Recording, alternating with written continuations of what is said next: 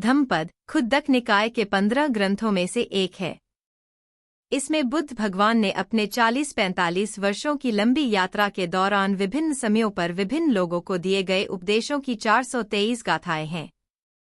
बहुजन हिताय, बहुजन सुखाय, लोकानुकंपाय के महान उद्देश्य से भगवान गांव से गांव, नगर से नगर, शहर से शहर पैदल चलते थे। उन्हें देखने और उनके धर्मोपदेश सुनने के लिए हजारों लोग आते थे। उनमें सम्राट, राजा, महान सेनापति, धनी व्यापारी, विख्यात विद्वान और धर्म की जिज्ञासा रखने वाले लोग शामिल थे। साथ ही आम लोग जैसे किसान, धोबी, नाई भी आते थे।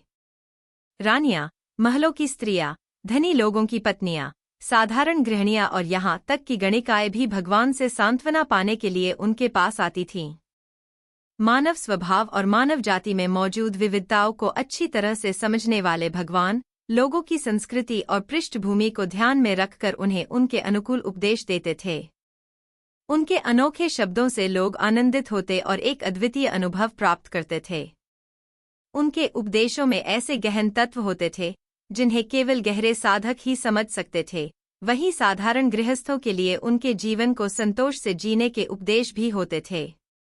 ऐसे उपदेश सरल होते थे, लेकिन सभी समय और सभी लोगों के लिए कल्याणकारी संदेश देते थे, जो जीवन को उच्च स्थिति में ले जाने वाले सत्यवचन होते थे।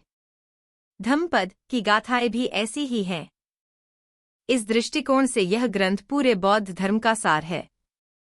भगवान के पूरे उपदेशों को 3 वर्गों में विभाजित किया जाता है: शील, समाधि और प्रज्ञा। समाधि और प्रज्ञा दिव्य ज्ञान और अनुभव हैं, जिन्हें जीवन को आध्यात्मिक साधना के लिए समर्पित करने वाले श्रेष्ठ व्यक्ति प्राप्त कर सकते हैं।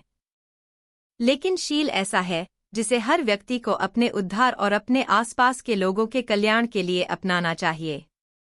शील आध्यात्मिक जीवन की नींव है। धम्मपद में शील से संबंधित सैकड़ों गाथाएं हैं, जिनका मनन, चिंतन और उनके अनुरूप आचरण पूरे मानव समाज के लिए मंगलकारी है।